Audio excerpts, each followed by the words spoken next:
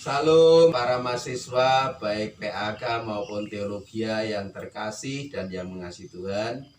Mari kita lanjutkan mata kuliah bahasa Yunani 2, yang mana pada hari ketiga ini kita tetap belajar menganalisa kata demi kata yang kemarin sudah kita pilih, yang sudah kita pilihkan dari Roma 6 ayat 1 sampai dengan ayat yang ke-14. Kemarin kita sudah menyelesaikan ayat 1 dan kita akan melanjutkan ayat yang kedua. Kemarin sudah sampai kata megenoito. Maka berikut ini kita akan memulai dengan kata apetanomen. Ya. Kata apetanomen adalah kata kerja aorist, indikatif, orang pertama, jamak, aktif dari kata apotnesko, artinya makhluk yang mati, perpisahan. Oleh karena kalanya aoris, kala itu menunjukkan waktu, aoris, maka dapat diterjemahkan telah. Orang pertama jamak berarti kita. Modus indikatif berarti tindakannya itu nyata. Lalu diatesis aktif berarti subjek melakukan tindakan. Jadi apetanomen berarti kita telah mematikan atau kita telah memisahkan. Demikian para mahasiswa yang terkasih, cara kita menganalisa kata demi kata dari bahasa Yunani Alkitab Perjanjian Baru, di mana bahasa Alkitab itu adalah bahasa Yunani. Nah, saya rasa ini kita tidak perlu menghafal perubahan-perubahan, tapi kita sudah mengerti bila kita belajar dari kamus. Sumbernya ini, semuanya ini bersumber dari kamus. Jadi tanpa susah payah kita menghafal perubahan-perubahan dari kata-kata itu. Oke, ini satu kata. Kita akan lanjutkan lagi. Kata berikutnya adalah kata hamartia. Kata benda, datif, artinya dosa. Ya, nanti pengertian seluasnya bisa dicari di buku yang sudah saya ajarkan.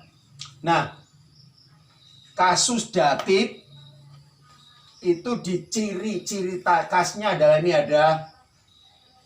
namanya iota suskrip.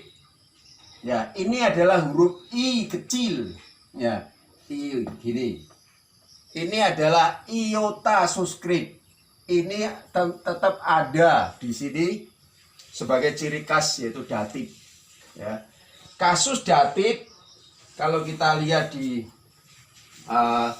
diktat, dijelaskan bahwa datif adalah kasus kepentingan yang paling sering, sekalipun ini bukan satu-satunya, digunakan untuk menyatakan objek penyerta. Jadi datif itu objek tidak langsung. Ya. Seperti itu penjelasan kata datif. Ya. Jadi sekali lagi, ciri khas datif adalah ada iota suskripnya yang selalu nempel, tidak bisa hilang. Jadi kata benda datif, kasus datif adalah dijelaskan tadi sebagai objek penyerta. Ya, Jadi P hamartia kata benda datif, artinya dosa. Karena kasusnya datif, maka bisa diartikan atau diterjemahkan bagi atau kepada dosa.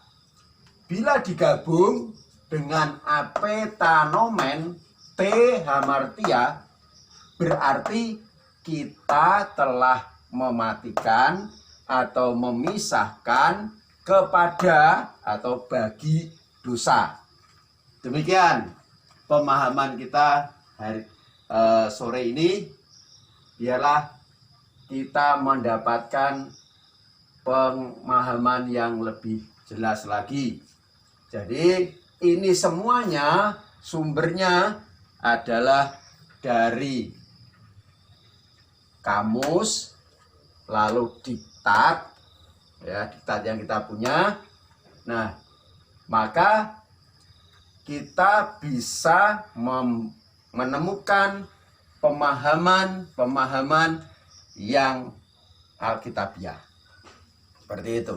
Jadi kita akan mendapatkan pengertian yang sesungguhnya. Nanti setelah semuanya kita analisa, baru ini kita perbandingkan dengan pendapat orang atau Alkitab yang perjanjian terbitan LAI atau apa saja yang kita punya Alkitab terbitan atau Alkitab King James dan lain sebagainya.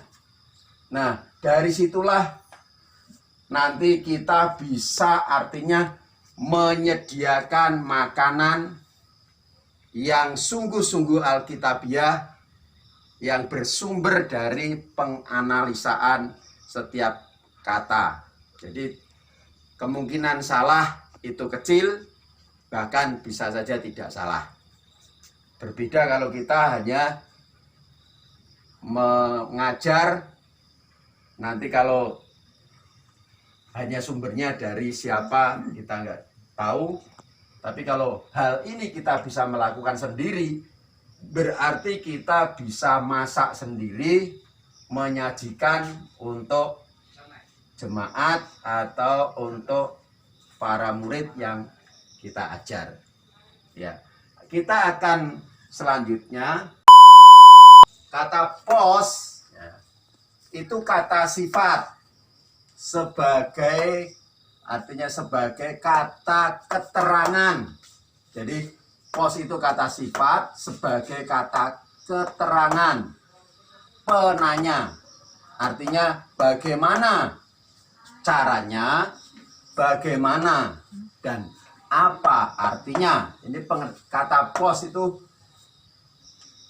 artinya bagaimana caranya, bagaimana apa artinya. Karena kata pos adalah kata sifat sebagai kata keterangan. Lanjut, kata eti.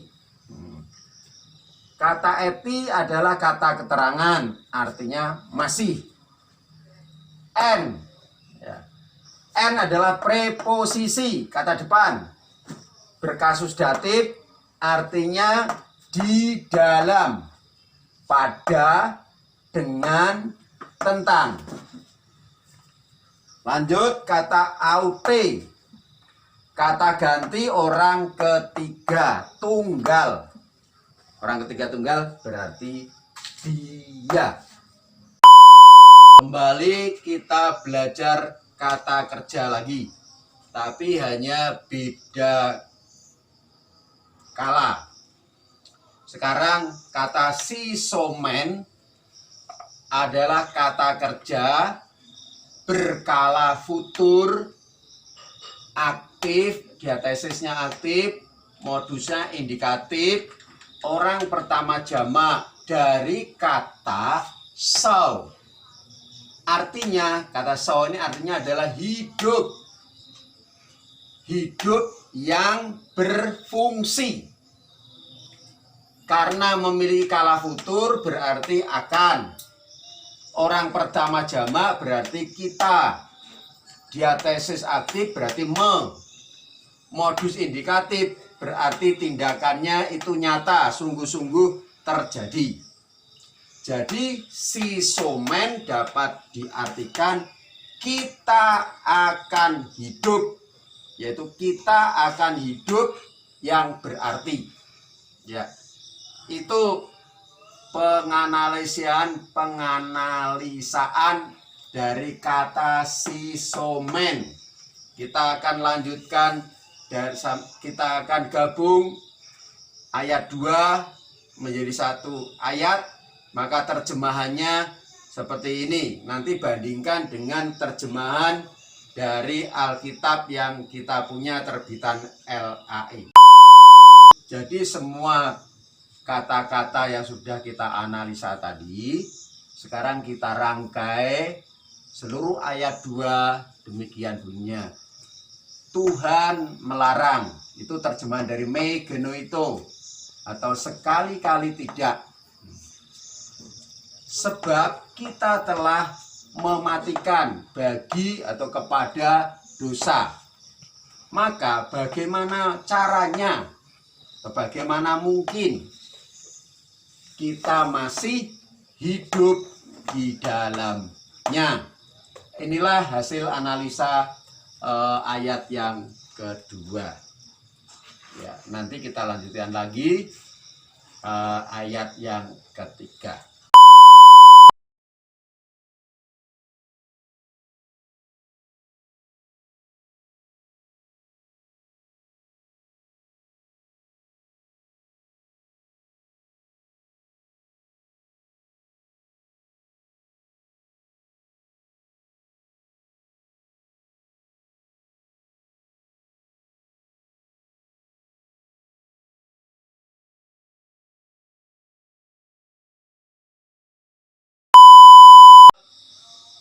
Kita lanjut setelah istirahat sejenak. Kita mulai lagi dengan kata agnoite. Ini pada ayat yang ketiga. Ya, dari Roma 6 ayat 1 sampai 12 kita ada ayat yang ketiga. Agnoite.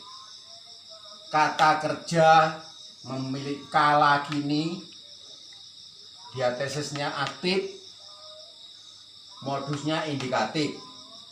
Orang kedua jamak dari kata agnoio, yang artinya tidak tahukah, tidak mengerti.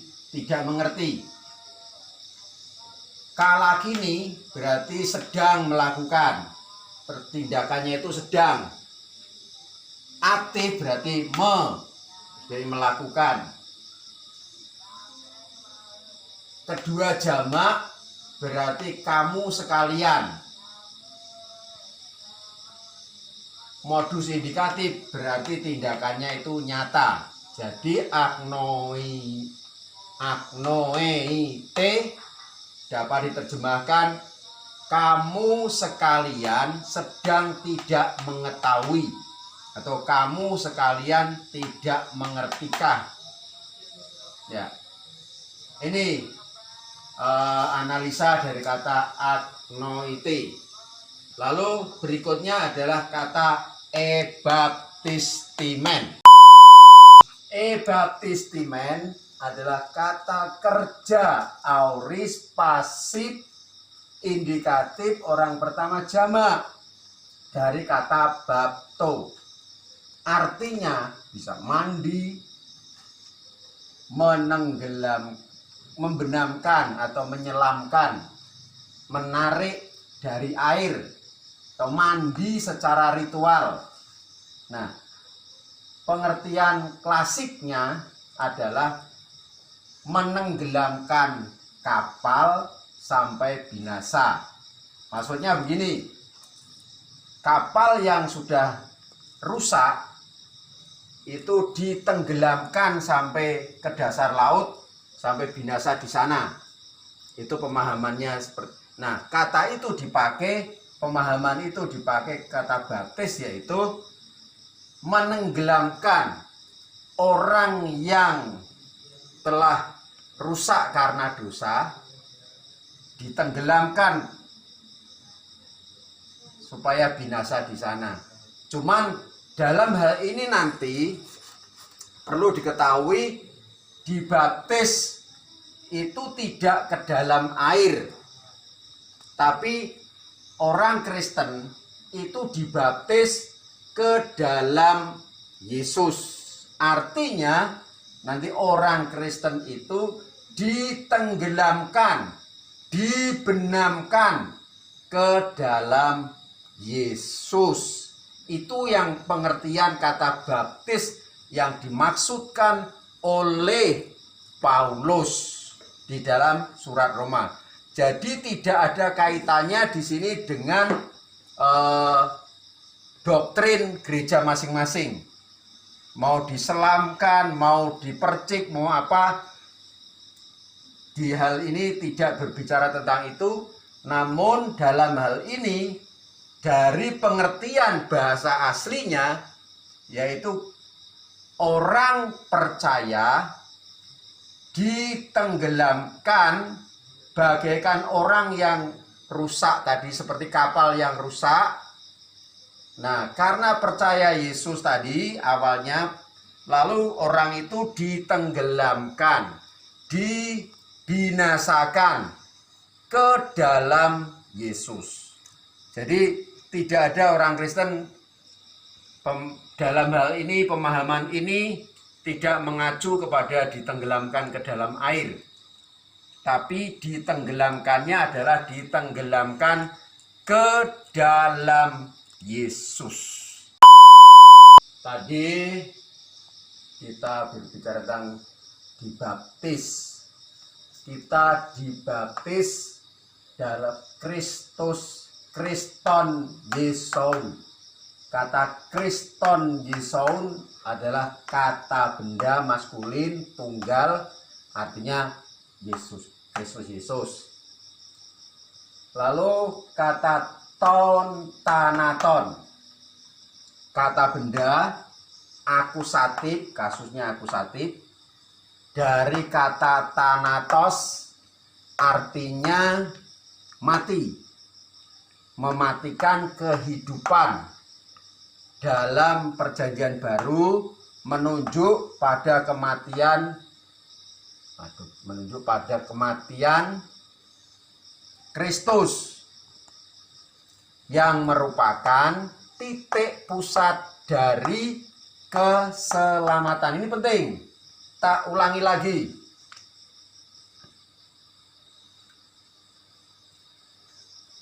Thanaton adalah kata benda akusatif dari kata thanatos, artinya mati, mematikan kehidupan.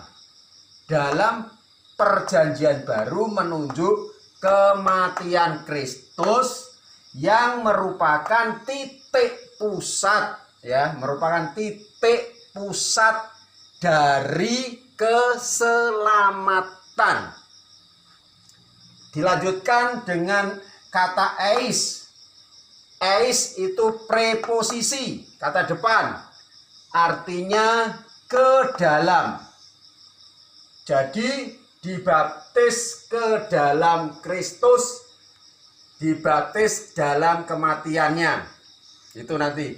Jadi artinya orang Kristen itu ditenggelamkan ke dalam Kristus, ke dalam kematiannya. Kata kematian tadi menunjuk pada titik pusat keselamatan.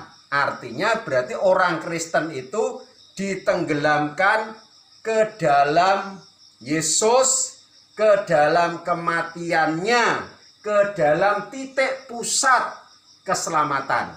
Jadi orang Kristen ada di dalam titik keselamatan. Itu penting sekali pengertian ini, karena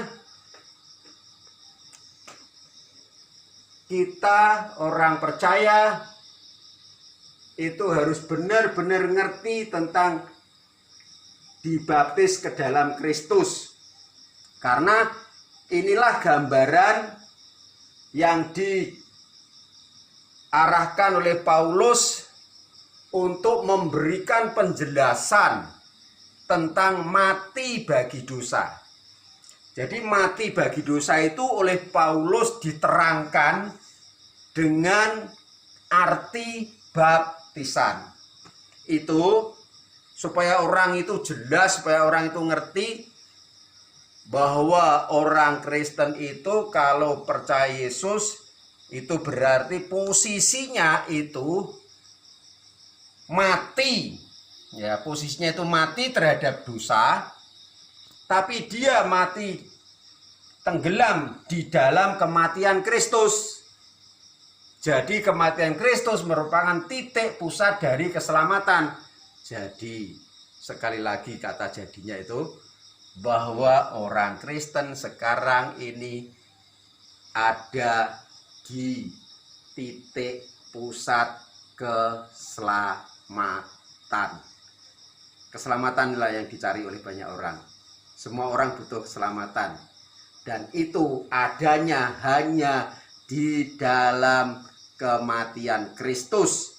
Orang yang dibaptis ke dalam Kristus, dibaptis ke dalam kematian Kristus, berarti orang itu ada di titik pusat keselamatan.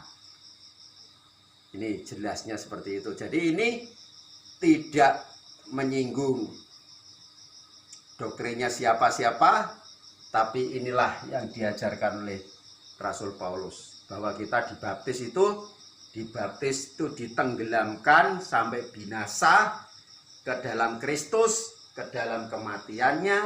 Nah, setelah dibaptis ke dalam kematiannya, kita juga ke dalam penguburannya. Jadi tadi saya sudah jelaskan bahwa kita dibaptis ke dalam kematiannya. Dibaptis ke dalam kematiannya juga dibaptis dalam penguburannya. Pengertiannya, kematian orang mati itu sah kalau dikubur. Ya. Jadi pengertian dikubur ini adalah mengesahkan, yaitu tentang keselamatan tadi, bahwa orang percaya itu sudah berada di titik pusat keselamatan. Itu sahnya adalah yaitu tentang kata dikubur. Berarti orang mati itu sah kalau benar-benar orang mati itu sudah ada dikubur. Kalau belum dikubur, belum tentu bisa-bisa nanti hidup lagi. Tapi yang jelas, keselamatan di dalam Kristus itu benar-benar sah dimiliki oleh orang Kristen. Maka di sini dikatakan bahwa dikubur itu sunetapimen. Sunetapimen adalah kata kerja aoris pasif indikatif. Orang pertama jamak dari kata suntapto, artinya dikubur dengan. Dalam perjanjian baru, dikubur itu simbol dari dikubur dengan Kristus. Kata ini memiliki kala aoris berarti telah. Diatesis pasif di modus indikatif tidak nyata. Berarti benar-benar nyata bahwa orang itu dikubur ya, setelah dibaptis ke dalam kematiannya, dibaptis ke dalam penguburannya ini. Nah, kata auto atau yaitu kata ganti orang ketiga tunggal, yaitu dia. Jadi sunetapimen auto dapat diterjemahkan kita telah dikubur dengan dia. Dia di sini adalah dengan Kristus. Jadi kita dikubur dengan dia. Iya, kita lanjut dengan kata ina. Ina itu kata sambung, artinya bahwa atau agar, supaya. Nah, kata ini menunjuk atau untuk memperkenalkan sebuah pernyataan atau petunjuk apa yang menjadi tujuan Allah tentang penguburan dalam Kristus dalam pembaptisan. Itu maksudnya kata ini. Lalu disambung kata osper. Kata keterangan artinya seperti, sebagai, sama. Lalu kata kerja egerte. Kata kerja egerte adalah kata kerja aoris, pasif, indikatif, ketiga tunggal dari kata egeiro. Artinya keluar, meninggalkan, menghidupkan, kembali, orang mati, membangkitkan, membangunkan. Oke, sampai di sini dulu hari ketiga. Kita lanjut hari keempat besok. Saya ucapkan Tuhan Yesus berkati dan selamat belajar. Shalom.